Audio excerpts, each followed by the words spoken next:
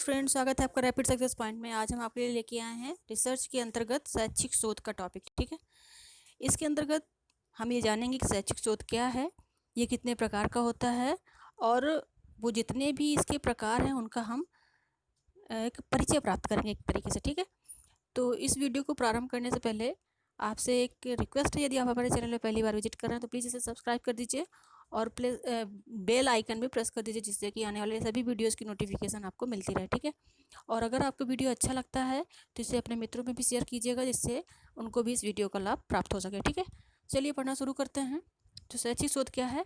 शैक्षिक शोध शिक्षा से जुड़े विभिन्न विषयों और उनकी समस्याओं। शैक्षिक शोध क्या है?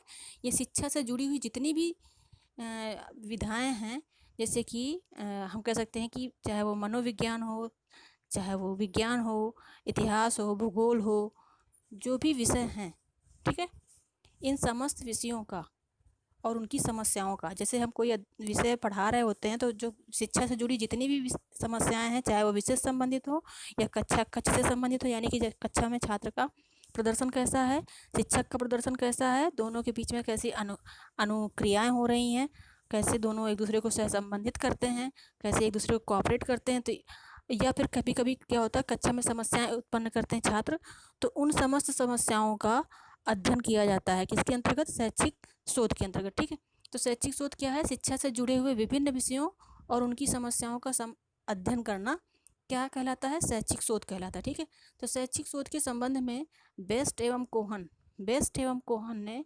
वर्गीकरण प्रस्तुत किया है, जो अन्य प्रस्तावित वर्गीकरण की अपेक्षा अधिक मान्य है। ठीक है, इसके पूर्व भी, यानी कि बेस्ट और कोहन के पहले भी बहुत से मनोवैज्ञानिकों ने, बहुत से शिक्षाविदों ने अनेक वर्गीकरण प्रस्तुत किए थे शैक्षिक शोध के, लेकिन जो वेस्ट और कोहन का जो ये वर्गीकरण है, ये सबसे अधिक सर्वाधिक मान्य है, इसे सबसे अधिक मान्यता प्राप्त है। ठीक है, तो आइए देख लेते हैं कितने प्रकार का होता है शैक्षिक शोध। तो ये 3 प्रकार का होता है।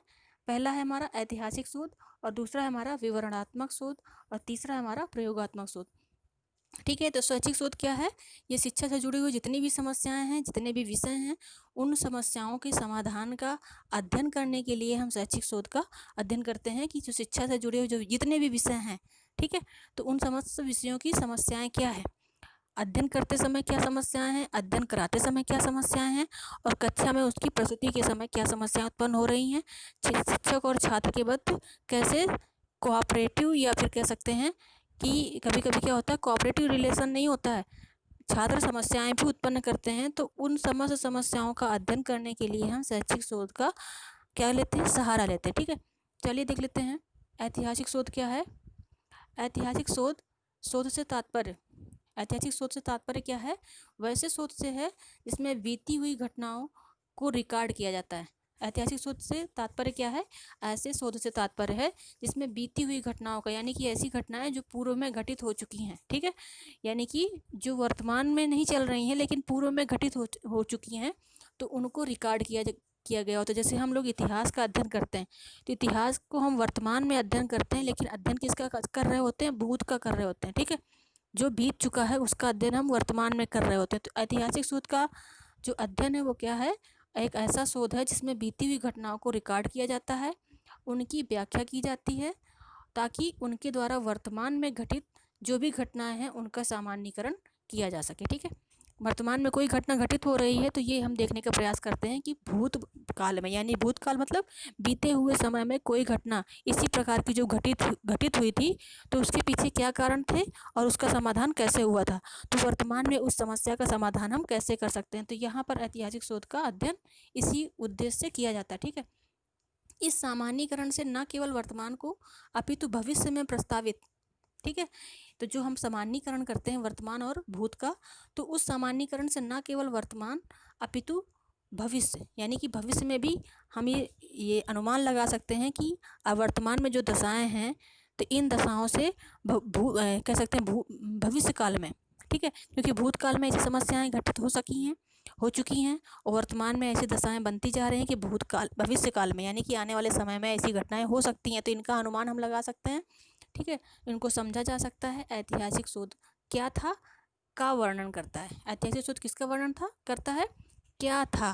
ठीक है, जैसे जो वर्तमान में समस्याएं हैं, तो हम अध्ययन करेंगे कि पूर्व में ऐसी समस्या होने पर क्या हुआ था या ऐसी समस्याओं के पीछे क्या कारण थे। ठीक है, तो हम ये जो ऐतिहासिक शोध इसके अंतर्गत क्या अध्ययन करते हैं, क्या था का वर्णन करता है। ठीक है, ऐतिहासिक शोध क्या करता है, क्या था, यानी कि भूतकाल में क्या था, वर्तमान में क्या है और भविष्य में क्या होगा, इसका इस प्रकार से जो अनुमान लगाना, अध्ययन करना, समस्याओं का निदान प्राप्त करना, ये सब ऐतिहासिक शोध के अंतर्गत हम करते हैं। ठीक है, आइए देख लेते हैं विवरणात्मक शोध क्या है। ठीक है, विवरणात्मक शोध के अंतर्गत वर्तमान का अध्ययन किया जाता है। ठीक है, वर्तमान का अध्ययन किसके अंतर्गत करते हैं हम लोग, विवरणात्मक शोध के अंतर्गत। ठीक है, और ऐतिहासिक शोध में किसका अध्ययन करते हैं हम, भूत का अध्ययन करते हैं, यानी कि जो बीत चुका है। ठीक है, तो ध्यान रखना है आपको, ऐतिहासिक शोध किसका अध्ययन कराता है, हमको बीती हुई घटनाओं का, और विवरणात्मक शोध किसका अध्ययन कराता है, वर्तमान की घटनाओं का अध्ययन कराता है। ठीक है, तो जिसमें वर्तमान में घटित घटनाओं, समस्याओं को रिकॉर्ड किया जाता है। ये कैसा एक शोध है जिसमें वर्तमान में घटित घटनाओं और समस्याओं को रिकॉर्ड किया जाता है ताकि उसकी व्याख्या की जाती है। ठीक है, ताकि उनकी व्याख्या की जा सके। मतलब विवरणात्मक शोध आज जो कुछ आज घटित हो रहा है, वर्तमान में घटित हो रहा है, वर्तमान काल की बात करता है। ठीक है, तो इसमें ये देखा जाता है कि जो घटित घटनाएं हैं इनको रिकॉर्ड कर लिया जाता है और उसके बाद ही उनकी व्याख्या की जाती है कि जो घटनाएं घट रही हैं तो क्यों घट रही हैं। ठीक है, इस शोध में अपरिचालित चरों के मध्य, अपरिचालित मतलब जिनको मैनिपुलेट नहीं किया जा सकता है, यानी कि जिनमें जोड़ तोड़ नहीं किया जा सकता, जिनको कह सकते हैं कि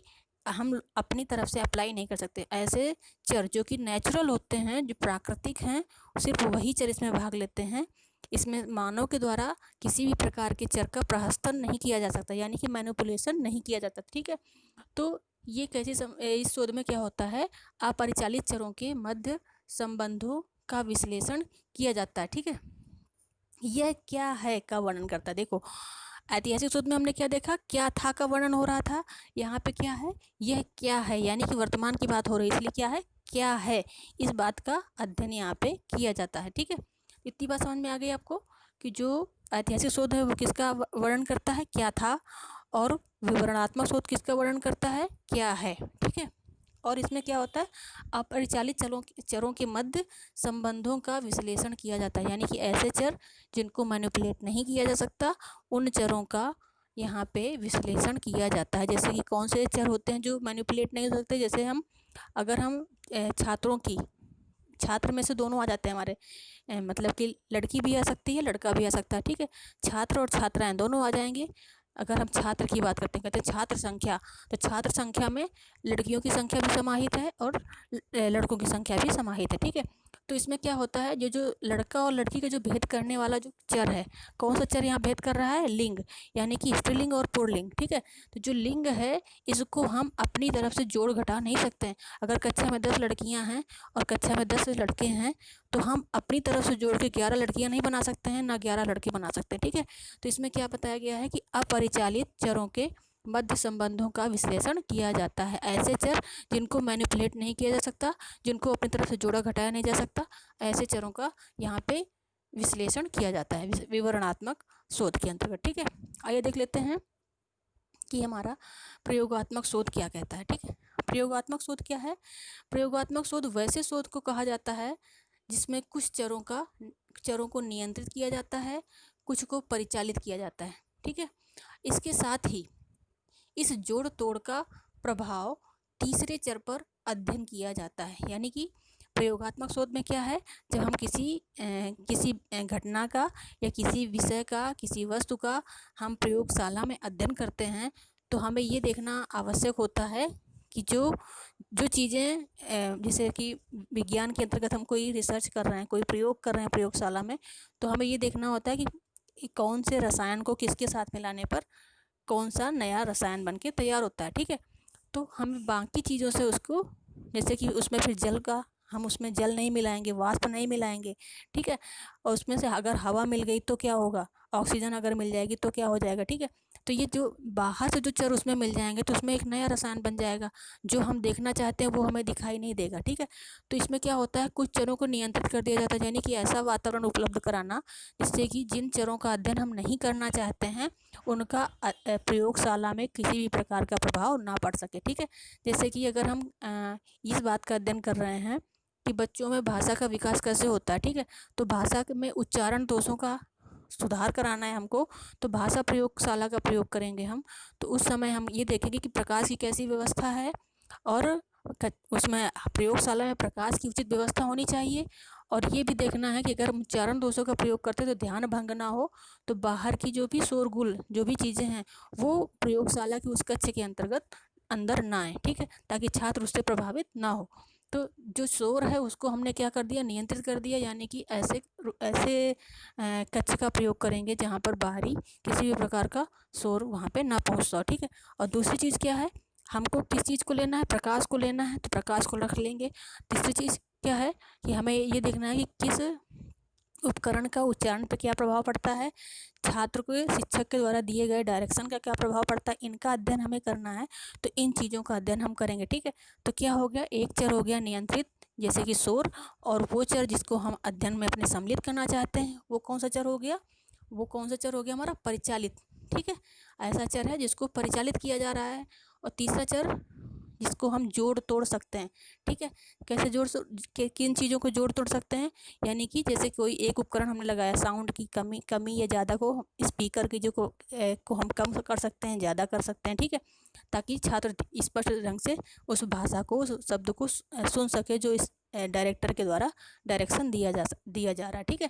तो ये चीज़ें समझ में आ गई आपको कि प्रयोगात्मक शोध में क्या होता है, एक चर नियंत्रित होता है, तो दूसरा मैनिपुलेटेड होता है, और तीसरा क्या होता है, वो होता है जिस पर उसका प्रभाव देखा जाता है, ठीक है। तो डायरेक्शन का छात्र के ऊपर क्या प्रभाव पड़ रहा है, तो ये हमको देखना है, यानी कि आश्रित चर के ऊपर जो स्वतंत्र चर है, स्वतंत्र चर कौन हो गया, यहाँ पे डायरेक्टर स्वतंत्र चर हो गया, और आश्रित चर कौन हो गया, छात्र हो गया, और नियंत्रित चर क्या है, बाहर का शोर, ठीक है। तो ये सारी चीज़ें समझ में आ गई आपको। इस प्रकार के शोध में यह अध्ययन किया जाता है कि चरों के नियंत्रण एवं परिचालन का क्या प्रभाव पड़ता है, ठीक है। तो प्रयोगात्मक शोध में किसका अध्ययन करना है, ये बताता है कि जिस चर को हमने नियंत्रित किया है और जिस चर को हमने परिचालित किया है उसका हमारे रिसर्च पर क्या प्रभाव पड़ा, ठीक है, उसका हमारे जो आइटम बन के तैयार हुआ है उस पर क्या प्रभाव पड़ा, ठीक है। तो इतने तीनों हमने 3 प्रकार के शोध जाने शैक्षिक शोध के अंतर्गत। तो आशा है आपको ये वीडियो पसंद आया होगा। तो ठीक है मित्रों, मिलते हैं नेक्स्ट वीडियो में। आपको अगर अच्छा लगा है चैनल तो इसे सब्सक्राइब अवश्य कर दीजिएगा, और लाइक कर दीजिएगा, मित्रों में शेयर कीजिएगा। मिलते हैं नेक्स्ट वीडियो में, तब तक के लिए बाय, टेक केयर।